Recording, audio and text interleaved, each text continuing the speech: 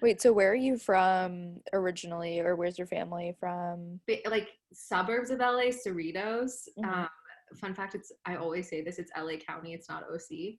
I just need everyone to understand that. So Cerritos. So yeah, I grew up mainly in Cerritos, but I moved around. So I moved back to India for 2 years. I moved to Texas for 2 years, came back to LA, did 2 years in Santa Barbara, did 2 years at UCLA, and now I live in LA again. So yeah. Oh, wow. So why so many moves? Why so many moves growing up? One, my parents always wanted to move back to India. They were like, we want you guys to grow up there. Like they thought they would like it. We moved back and they didn't like it as much as they thought they would, also, Hmm. funnily enough, even though they grew up there. And then my dad's work brought us to Texas. And then my mom hated, well, everyone hated Texas. Sorry, my mom's like, we have to go back. We have to go back to California. This is not okay. We need to leave immediately. So then my dad's work brought us back to LA. Wait, so where'd you live in India?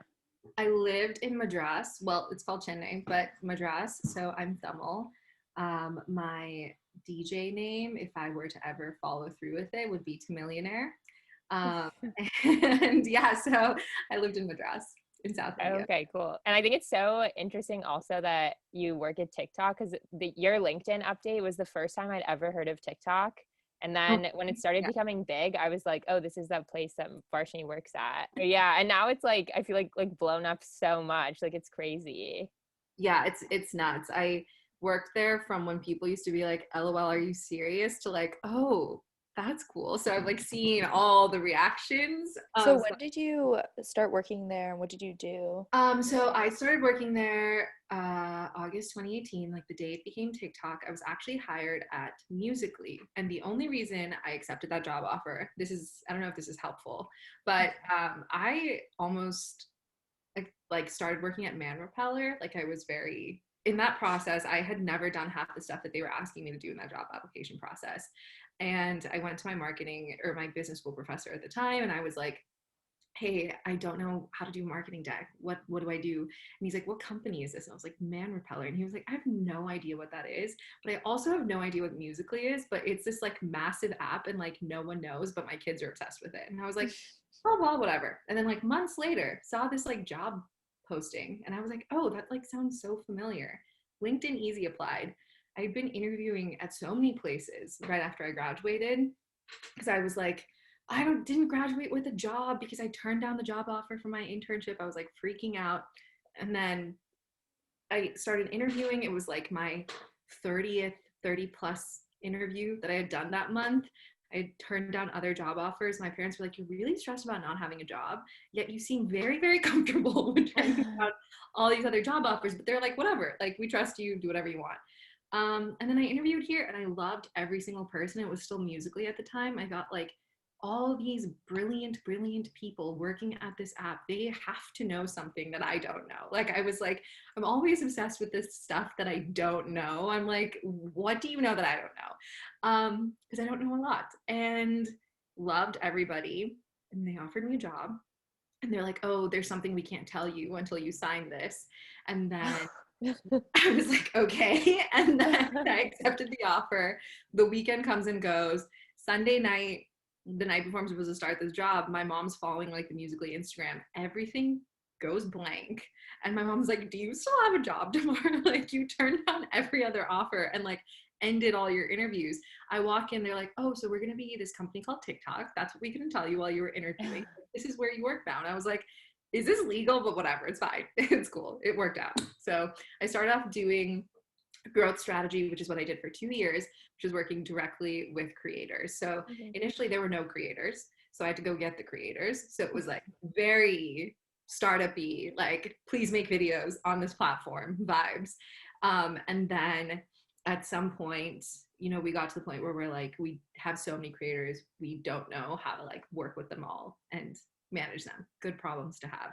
So a big journey over the last like 2.5 years. And then I saw you recently got promoted or changed your title. So do you Yes. have a different Oh, role um, now? so I actually made the switch to being a creative producer. So I loved working with creators, but it is very exhausting. I like I said, though, I loved it. I was like literally like working with all of our, top fashion beauty creators and everything. And I was helping them make the videos, like worked with Wisdom, Brittany Xavier, like all these just amazing, amazing people who I'm still in contact with and love. But at some point I was like, okay, like I'm really good at this. I'm like really, really good at this. And I could do this in my sleep, but I'm like not, I want like a different kind of challenge. And through all the projects that I was being brought on for, I was kind of doing other stuff that wasn't really in my scope of work. And then I was like, I want to do something creative. I have a lot of ideas. And then I had never set my sights on live streaming, even though that's like such a big part of what TikTok does now.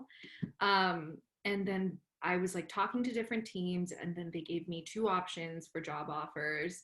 And then I was like, I think I'm going to take a chance, leave my team who I love and who I've worked with over the last 2 years to move into our like parallel sister team to work on like the programming, the editorial. So now I'm a creative producer for all of our live stream stuff. I have a co-creative producer too. So it's the two of us like figuring out all of this stuff to do with live streaming. Oh. I didn't know what a producer was. I Googled it the night before my first day. I was like, what does a producer do? I actually like don't know. But yeah. Explain to us, what does a producer do? Exactly. I just finished my first project. It aired on New Year's Eve. It was this like global New Year's Eve live stream. It was insane, on the most insane timeline with an extremely amazing group of people. But creative production is more like I conceptually come up with the ideas, the formats, and the contents that we want to like showcase our creator community, our celebrities who are on the platform, and just create like really, really engaging formats for live streaming. And the reason I was really drawn to it was because I think live streaming is so powerful. I know we all do our own like little Instagram lives and everything, but I think when it comes from a platform that has access to these like huge events and these huge brands and these massive creators, like I see a world where I had never been to a fashion show until last year. I went to New York Fashion Week and I didn't know what to expect when I went to a fashion show. Those things are 15 minutes long. You go in, you sit down, they send the stuff down the runway. It's over in the span of 10 minutes. And I was like, when the first one ended, I was like, wait, what is going on? Like, that's it? And that's cool. And it's great. But it's like live streaming gives people access to things that they normally wouldn't have access to see. And I think like I'm an Aquarius also. I'm all about like, let's open things up. Let's give the people all the tools. Let's give them the ability to see things. So it's just about making all of those creative formats and projects like come to life, whatever that means. And it's like a lot of stuff that goes into that. But basically that's what I do now. Mm-hmm. So did you always work with like fashion and beauty people, or was it all across the board? And so when I first started working with creators, I was deep in the memes, like truly deep in them. And I was working with a lot of our comedy creators, honestly, which is like so much fun. I personally, like, I do like fashion and beauty. Like, this is the first time I've put on makeup in 3 weeks, but like, it's fine. But I love it. Like, I used to have a YouTube channel. I like loved all of that stuff. I love tinkering around with things. So I had like a natural inclination and interest for it. And then the team just kind of saw that. They're like, you get this world, you should probably start working with these creators. Like, do you want to work with this one person? So I got like one of the first high profile fashion creators on the platform. No one was doing fashion on TikTok at that point, but one of my coworkers was like, hey, I have this contact, she wants to make TikTok videos, I know you understand fashion and beauty, I think she should work with you, and I trust that you'll like form a great relationship with her. And it kind of started from there. It wasn't intentional. I just started working with her, and then like she would be like, I love working with Varshini, like I have a friend, you should like talk to this girl and she'll like tell you what TikTok's about and like help you like kind of start using this platform. And then it just spiraled. Yeah. So it started from a personal interest. And then while working in the fashion space though, I was like, I like what I'm doing, considering like tech is the barrier here, like content and tech is the barrier. But being in person at Fashion Week and all of this stuff, that world is not for me. Like fully immersed in that world. I used to think I wanted to go into luxury consumer goods. Like I used to think I wanted to be at like Kendo or LVMH or something like that. No, ma'am. I think like tech and this side of things, having that wall is like the best thing for me right now. And I think you can create more change for that industry and open it up, not actually being in it sometimes. Unless you're Rihanna, then you can do anything. Yeah, that's interesting. So then what do you think makes a good TikTok? Like what were the initial advisements that you gave people and creators? Okay, so corny, but I'm literally like, be yourself. This is not any other platform. Like, just because I feel like on other platforms, you're like, well, no one else is posting like this, so I can't post like this, right? I think other platforms like make you fall in line almost. And it's like, this is a place where you should post the things that no one else is posting. Like, this is a community that's going to welcome that. So I was like, post the behind the scenes stuff, post the stuff that makes you exceedingly human. I think initially people would always ask me like, should I stay in a niche? And I was like, yeah, initially, like if you're interested in making this a career and you're like, I only want to work with fashion brands, I only want to do this, then yeah, put yourself in a box. But for some creators, it's like, well, I want to just be myself and then just like have each video be an extension of me. And I was like, then do that. It's really, I think, something that I'm good at, and I feel comfortable saying this now, is like I could talk to someone for like 10 minutes and then be like, I think you should make XYZ type of content. It's really just about amplifying the stuff that's like you, and just like, let's figure out how to make it consumable in like bite-sized portions. A basic TikTok video, have good lighting, but sometimes the ones with like the really fucked up lighting do really well, and you're like posting it at 3 a.m. and then people are like, this has 1 million views. I woke up and this has 1 million views. That also happens. But truly, like, find your voice. Don't be afraid to mess up. It's actually way easier to create than you think. And just keep making the videos. And I think that's something I'm working on personally, is like, I'll make something just in work, in anything, and I'm like, this isn't good. And it's like, well, yeah, maybe the end product isn't good right now, but it's because you have taste, and that taste is guiding you somewhere. So keep creating till what you're creating fits your taste. And that's how you get good, is like you figure out how to get it more and more to the thing in your head. So I would just like really help creators do that. Be consistent. And that's another big thing. It's like, just put it out there. Just like put something out there. Just talk to the camera, put something out there. You never know what's going to take off. You literally do not know on TikTok sometimes what's going to work. My favorite thing was working with the really small creators and then like growing them. That was like what I loved. And especially because fashion, no one was making that type of content. I would just like find people at 10K, and then like there's a couple of creators who are now like in vogue, face of Celine vibes. And I'm like, let's grow you, and then let's like connect you to the places you want to be. What's the vision? Like, that's my biggest thing. I'm like, what do you want to do? No, I think it's really interesting. And we've had some TikTokers on the podcast as guests. So it's kind of interesting to hear your side of things. Like one person, Money Sign Eric, we had him on and he was telling us about how he worked with some growth strategists and stuff like that. Kind of interesting because also I noticed he was kind of plateauing his follower count for a bit, but then he committed to making a vlog every day. And then he shot up by like 300K in like 2 weeks. Consistency. It's Yeah. true. It's like the biggest thing. Just keep trying. Like, you'll figure it out. Like, conscious when you're posting, and then you can like see, okay, what are people into? And be honest with yourself. Okay. Like, sometimes even my friends not on TikTok will be like, why didn't this do well? I'm like, girl, would you want to watch that? Okay. So like, you know, I'm like, I don't even need to be the one to tell you that. Right before this, I just saw a TikTok, and it was this woman saying she's like a 27-year-old woman, and the best thing about TikTok is that she can ask the most popular girl in a suburban high school in somewhere across the world about where she got her jeans from. No, literally, isn't that so great? I'm like, keep me young, but also once I start to get old, I hope I go with grace. I truly do. I hope I'm not like dying, you know. And I feel like I've seen you post a lot of Asian American representation content.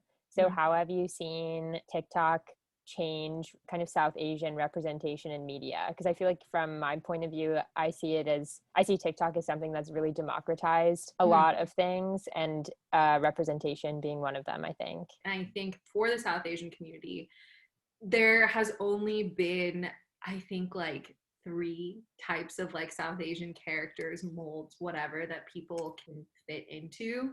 And I've always been like, can we get something in between? Like, can we get something for the in-betweeners like me? Like, not like this super, super brown person that like they've portrayed in the media, not the person who's like, I'm so whitewashed, I'm rejecting my culture, and this whole movie is about me coming back to it. Like, there's people who are very comfortably in the middle, and the middle is a big, big, big place.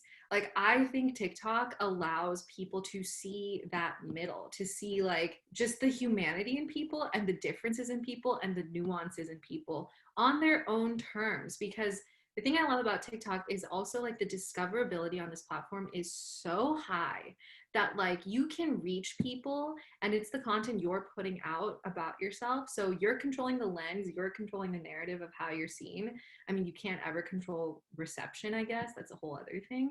But people being able to tell their stories, showcase their family, showcase the weird shit in their lives in their own words without it being twisted around for like whatever media agenda is what I think TikTok has done, and is what I hope for South Asian representation, is that we all just get to like tell our own stories without being like, I don't know, I just see all these like TikToks and like posts by South Asian writers and creatives, a lot of my friends even, who are like, yeah, and I went into this writer's room and they're like, should we make her more Indian? Should we have her have like a moral crisis? Should we have her parents like crush her dreams? And it's like, no, it doesn't always happen to all of us. It's like not like that. So yeah. Yeah. This reminds me of, I know you have a podcast and you did an episode on Indian matchmaking. We did one as well. We were talking about how anytime there's a show or movie with an Indian person, like that has to be their identity. Like Yeah. that's their character. They're the Indian person, you know? But yes, going to back to your podcast, do you want to speak a little bit about that, the name, kind of why you Yeah. started it and what you cover on it? Y'all have done your research. Okay. All right. I used to have one called Cubby Lit, Cubby Shit with my best friend. We were talking a lot of shit and we were just like praying and hoping that we didn't get hit, mainly by like undecent people in our life. We would literally just roast everyone. Like that was it, right? I was like, it's time to stop being bitter. It's time to just start being better. So I was like, let's pivot. It's called One for You, One for Me. And the reason I started was I'm obsessed with talking to my friends about like advice, life advice. We just like theorize about life constantly, because in my friendships, one thing that I've identified is like, you know, I think everyone needs to and should identify like the most important pillars of friendship to them. And for me, it's like intellectual curiosity, exploring things together, talking about life, our roles in our lives. So it's like one piece of advice for you, one piece of advice for me. It's my favorite thing to do. So that's what the entire podcast has been about. And I just have such an amazing group of friends. Like, I'm obsessed with all the people I know. I'm like, you're so incredible. Like, are you kidding me? Are you kidding me? So that's just what I wanted to like show people. And a lot of what I do, I want to just be like conversational. And if you get something out of it, you get something out of it. And if it changes your perspective, if it changes one person's perspective, I am happy. Because I also do this radio show now called Things We Carry, and it's mainly about South Asian stories, and we discuss really difficult topics. And I'm like, when I was first like approached about doing it, they're like, we're a really small radio station, we don't have a big listenership, but we're growing. And I was like, you know what, I don't care if we're going to talk about these hard things that this community needs to deal with, and if it changes one person's life, and which can then change like the course of other people's lives in their family, then it's worth it. I feel like that's particularly needed in the South Asian communities because so many things are just not talked about. So I feel like a lot of people don't realize that there are other people that they connect to and other people that they can relate to, and they're not alone in certain situations. So I think that's the most tough part. Like, no one talks about things at all. No one talks about things. Did you grow up with a lot of South Asian people? So I moved around a lot as well. And when I was really, really young, I was around my extended family. And then when I was kind of like growing up, like teenage years, I would go to the temple, but then that's like a whole nother like subculture. Oh yes. Oh yeah. And that has its own like dynamics like wrapped up into it. So mostly then, and then in college I have a couple, but I guess like Catherine said, a lot of my friends are South Asian. I just like don't even realize it. I totally feel you on that, because I feel like growing up, I didn't necessarily fit into the South Asian group that I grew up in. And I was always like, I feel like I'm constantly saying the wrong thing. And I feel like I'm constantly being a weirdo. And I just, something's off with your voice. But then when I went to college, like you meet other people, other South Asian people who are different but similar. And then you're like, and now, yeah, like a lot of my closest friends are South Asian. And I'm like, huh, I'll take like a picture of my birthday and I'm like, huh, interesting.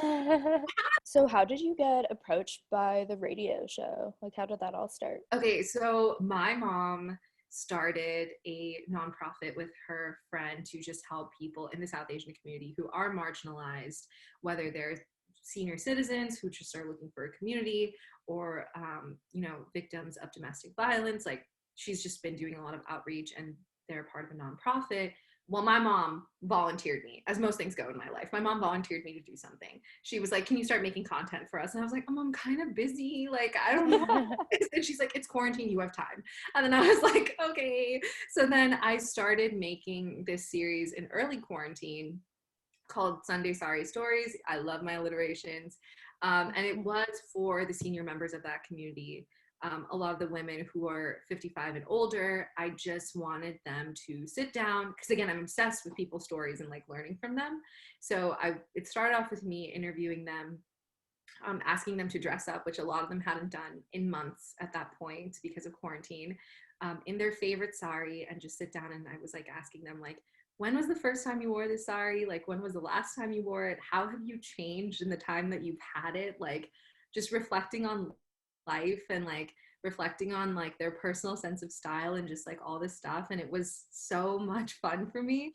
Someone happened to see that, reached out to my mom, the co-founder, and they started a conversation. And then my mom volunteered me to do a radio show, and I happily accepted, because I was like, oh, that's so dope. Someone like would like me to do that. So now I just get to talk to like amazing, amazing people. And it's about like the rituals, patterns, and practices that we inherit from like our families and our communities, and how some of them can be so beautiful, but some of them really, really hold us back. Like, if this is what it means to be South Asian, girl, I don't want it. Like, because there's so much about our culture that is beautiful, but it's like, why are we holding on to this stuff and being like, this is what it means to be South Asian? Because I don't think it's the pain that defines us. I think it's all the other stuff. Yeah, that's so interesting. Thanks. I'm a simp for sure. No, one of the things, so I was kind of involved with like the religious community at Wellesley, which is where me and Catherine met. And it was interesting because they brought some people, like they brought students from each religious organization. And one of the questions that was brought up was like, how do we balance being religious and following these religions and reading these religious scripts, but then also being a woman right now who goes to a women's college and has all these beliefs at a liberal arts college. And because there are some things that just don't balance and don't Yeah. really make sense, and there are a lot of like religious rituals that are still extremely sexist and stuff like that. Like, I don't like, with my parents, I've told them that I will no longer go to a dinner party anymore that's going to be like separated by sex. I don't know if you've had that experience Oh yeah. where it's like all the men sit on one side and the women sit on the other side. Yes. Yeah. I guess, like, what's your opinion on that? Like, do you think there's a way to balance what has existed for so long and be modern? You guys ask such good questions. And I'm like, I want to ask you so many questions, but I'm like, I am not the one interviewing. It's like a very different place to be. But that is a tough one. I was watching this Instagram story the other day that talks about marriage in relation to this. She is a Hindu woman living in India, and there's like this principle called Karvacho, but they abbreviate to KC. So I think for Karvacho, I'm South Indian, so we don't really practice this, but you fast for an entire day, and then you only eat when you see the moon at night, and this is for your husband's health. I think this is the gist of it. Okay, no. I do know something like it because so the temple that I was talking about, it's what was I gonna say? Oh, but they had a ritual like this too. And my parents thought it was so bizarre. And we would go and like sleep over at like our friend's house. And it's only girls who do this, like young girls who do this as well before they have a partner in like hopes of having a really good husband. They basically serve everyone at the household. So like the parents will sit at dinner and they can't get up, like the parents, like if they need to get water or something. Isn't that so bizarre? Like, I hate that. I can't do that. Like the serving people, But this is literally teaching young girls, like, oh, you need to be doing all of this so that you will hopefully one day have a good partner. It's tough. It's like, you know, your parents will say, like, you know, take what you want, but you're so young. It's like they should be kind of picking and like sorting it out for you. It's like a lot of responsibility to put on you when you're really young to be like, okay, you decide what you want to like take from this interaction. It's like, I actually don't know like what I want to take. It seems like everyone's doing this, so I guess I should take all of this. You don't have that discernment power when you're a kid, which is what I'm realizing. Like, I grew up around a lot of aunties who were extremely judgmental, and my parents are like the complete opposite. These are practices founded in like patriarchal structures for the most part, right? So I just saw an Instagram story about this really interesting person. I'll send her to you later. But she was kind of saying this. She was like, I don't know if I necessarily agree with her, but maybe I need to decolonize my mind a bit. Choosing to be married is a feminist choice, is her stance. She was basically like, this is a patriarchal structure. This is literally founded in patriarchal structures, women as property, all of that stuff. Just because you're choosing into it, just because this like element of choice comes in, doesn't mean you're not feeding into something that's anti-feminist. And it's like, but we all make those choices in our daily lives. We all do things that maybe you're like, I'm a feminist, but I'm going to get married. It's like that choice, like that one thing that you're doing, it can't be feminist because it's actually like an institution based on complete opposite principles. So I think they don't merge together well. And I think sometimes my version of that is like, we think we're choosing things that are better for us, but we're still not choosing the things that are the best for us at many times. Like, the best thing would be you throw off the shackles of religion, of marriage, of all of this stuff, and then, yeah, you're free. But that's not how life works. And there are things that connect you to your culture, and you can want them. And if you want them, that's fine. But just go into it with your eyes wide open, is what I think. And I think, you know, go into it talking to like reputable sources, like go into it like having conversations with people you trust, know what you're getting yourself into. And I think like if it doesn't make you happy, stop doing it. It's also been interesting because in high school, a lot of my best friends are Indian, obviously, because it's me. But but then in college, I had so many different kinds of Indian best friends. In high school, all my Indian best friends were people that ended up going to UC Berkeley and then like work in tech. But then when I got to Wellesley, like one of Sita's and my close friends, Arya, grew up in Bombay. And then we also both knew this other girl who was from Boston. Then there's like Sita, who grew up in the UK. So even with Jasmine, we were talking about how like when people say like Asian to her, that means like brown people, because in the UK they're more prevalent. But in California, for instance, when people are like, oh, Asian organization, or even at Boston colleges, they would be like at Harvard, we would try and mix with like the Asian American Brotherhood, and it would be like all Chinese and Korean people, and then there would be like one Persian guy. So interesting. I never thought about that. That is so true. So in the future, do you want to continue working in a creative space specifically aligned with South Asian representation and stories, or do you want to somehow intertwine them in the future? I think that it sounds pithy, but diversity, inclusion, representation is just like a duh thing for me. Like, that will always be important in my work. Like, when I have conversations at work, I'm like, yeah, like obviously we should do this. It's not like an afterthought for me. It's like, that's how I make my decisions. Y'all, I don't know. Like, I don't have a grand plan. The thing I always say is like, I prioritize fun so heavily in my life. Like, TikTok sounded fun, so I started working there. Being a creative producer sounds fun. I'll start working there. Starting a podcast sounds fun. I'll do that. When it's not fun, I don't do it. Obviously, there's privilege. There's a lot of that plays into this. But if you can, in your life, prioritize it in terms of career and whatever, I think it makes all the difference. In the future, I definitely want to start something myself. I don't know exactly what that's going to be. I have some ideas. I'm like working on some stuff with a friend right now. But I think the things that are always going to be at the center of it is going to be breaking down barriers for people. I'm very, very passionate about that. Like, let's give everybody everything. Like, we had the chance on earth to make shorter work days, make sure everyone has a livable wage, all that stuff. That's my personal thing. Representation, inclusion, and just like something innovative, fresh, but like gives the people who have ideas even better than I do a platform to like express themselves and do it. So those are just like the things that I'm always like looking for. We just have one last question that we ask all of our guests is what is your favorite statement piece? Oh my, oh no, what do I like? My friend told me this interesting rule, 3 out of 2, where she's like, outfit, hair, face, only 2 of the 3 need to ever look good for you to be looking good. And I was like, you're right. I feel like it's lipstick. Like I'm a big lipstick person. Like I will do a lip, and I used to hate my lips because I was like, these are too large. But now, thank you, trends. I don't feel so bad about them anymore. So I feel like anything, like I could do either lipstick if it's like American clothes, or if it's like Indian clothes, I wear like really big earrings. Like I'm a big earring person. Not necklaces, not anything else, but lots of earrings, like big ass earrings, and then big ass bangles. And that's like always my go-to. Awesome. Well, thank you so much for being on. Oh my gosh, Okay. thank you so much for thinking of me. I had so much fun meeting you both. Yay. I know, It's me so too. cool that you do this. And I would love to talk to you both where I'm like interviewing you both or just like hanging out with you both sometime because you both are such interesting Yeah. people. So thank you so much for taking Likewise, definitely. We'll do something in the future.